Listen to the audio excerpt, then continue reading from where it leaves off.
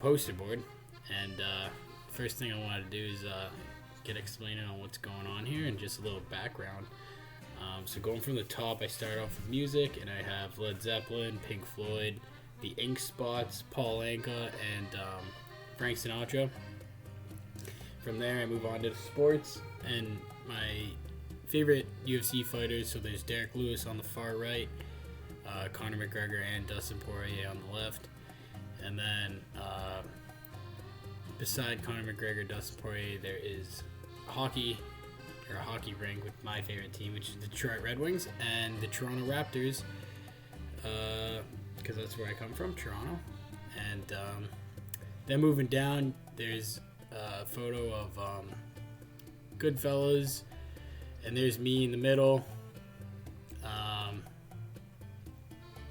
Then we move on, and there is Watson from one of my favorite video games, The Witcher, Red Dead Redemption 2, Apex Legends, which is the game where Watson comes from, and Kratos from God of War, and Dovahkiin from Skyrim. So the reason behind these focal points is I define popular culture as anything that is well liked by many people. So I think it's safe to say that music, sports, television, movies, and video games are all very liked by many. Also, I'd like to point out the images being larger. If there's duplicates of the same show, movie, or game, it's a sign of how close and more a part of me they are and my identity, along with the layout of me being surrounded by a bunch of Italian men, because I am an Italian man myself and I can relate to these characters more deep. With that in mind, all these forms of pop culture within my poster do not contain any specific celebrities. I mean, you could argue Paul Anka or even Conor McGregor is a celebrity. However, it's more about their art that they produce and their character, right? That is more a part of my identity and I relate to, rather than the actual like celebrity. As I was making this, I started to sense a theme. I didn't relate to these actors or celebrities, but the characters that are in the role.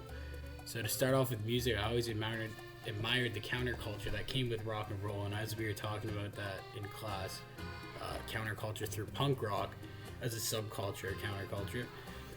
Excuse me. I couldn't help but notice parallels between rock and roll and punk rock. I mean, the era of Pink Floyd and Zeppelin were around. I mean, that is the era of like long hair, don't care. You know, close to the end of the Vietnam War, which is the hippie era. Another counterculture era, I guess you can say. And in one of the readings toward a generic concept of counterculture, they're talking about Yinger, and Yinger says he emphasizes that the unique and characteristic element of counterculture is that it is in value conflict with the dominant society, and that's almost exactly what, you know, the hippie era of the Vietnam War and all that was, and rock and roll. And so it's also referred to many as hippiedom. So I mean, it's in the name there. And so continuing into music, the Ink Spots also received the award to commemorate the paving of the way of all black performers.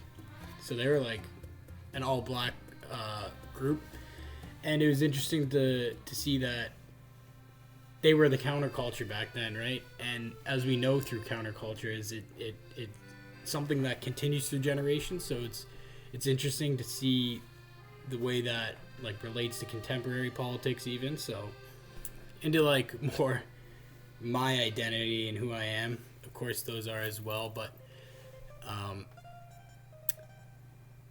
The Sopranos, Goodfellas, and A Bronx Tale is what is surrounding me. So I'm the focal point of this poster here. And as you can see, I'm smoking a cigar. Yeah, but the theme is they're all mob movies / television, and it's the portrayal of Italians within pop culture that's so relatable and a part of me in so many different ways. They're a part of my cultural identity, and whether it be Tony Soprano screaming gabagool or Henry Hill getting his brother to make sure to keep stirring the sauce, there's so many scenes that latch onto my culture identity and will forever stay there. And as we were discussing identity and culture identity stereotypes in week 5, couldn't help but notice these themes in the movies and shows about Italians. I mean, however, it's fair to note that these stereotypes, aside from, you know, being in the mafia, are fairly true, I'd say. And the photo of me smoking the cigar in the pool was well before I had even watched The Sopranos. But I was young, and I thought I looked like a mob boss with my chain and cigar. Sure enough, there's a stereotype. There's Tony Soprano chain, cigar. I mean, I'm lacking the chest hair, but, you know, I think I was 16, so cut me some slack. But, yeah, the parallels there.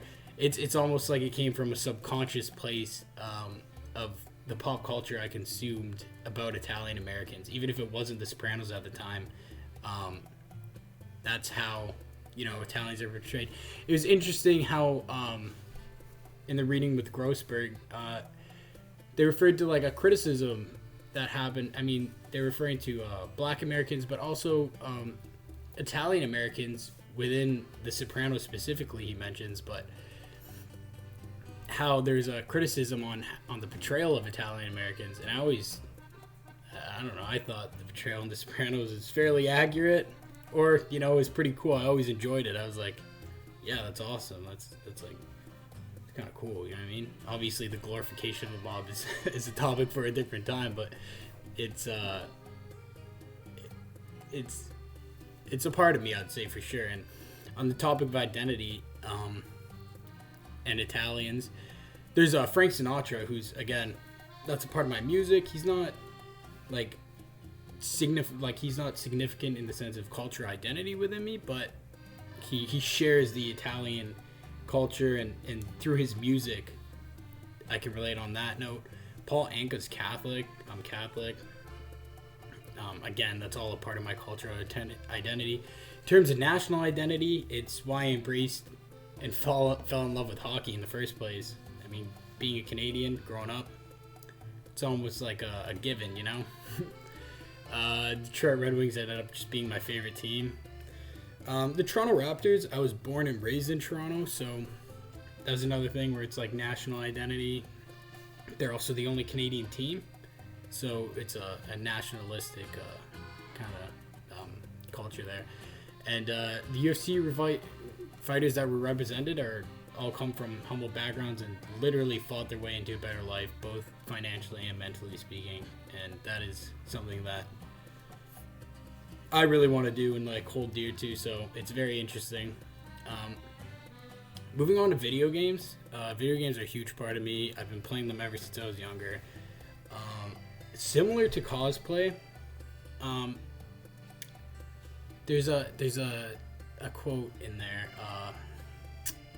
It was from Lamarix. I don't know how to pronounce his name.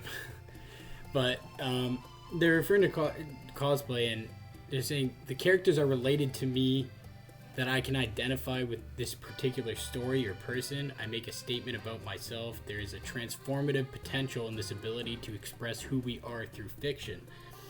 And although you can do that through cosplay, you can also just do that directly through video games, especially games like Skyrim, which are RPGs or role-playing games, which is similar to cosplay. You're throwing yourself and immersing into a different person or character.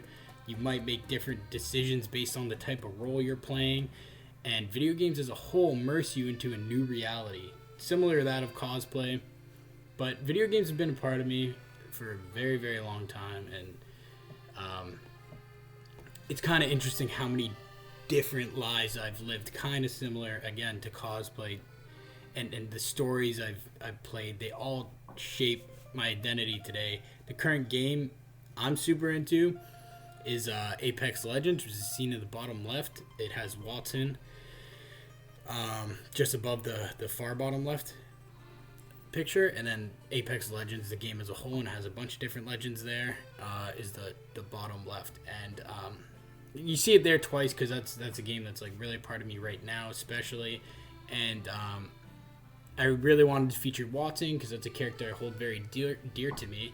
as a developer has confirmed she has a disability, and my mother works with people with developmental disabilities, and I have family with developmental disabilities. So it's very cool that developers represent people within a game. There's also characters you can play as who are gay, straight, bisexual, pansexual, non-binary, etc. So that's, it's huge, and that's part of me as well. Accepting of others, and I really enjoy that game right now. So that's why it's there twice. So yeah, that's my poster board, and this is who I am.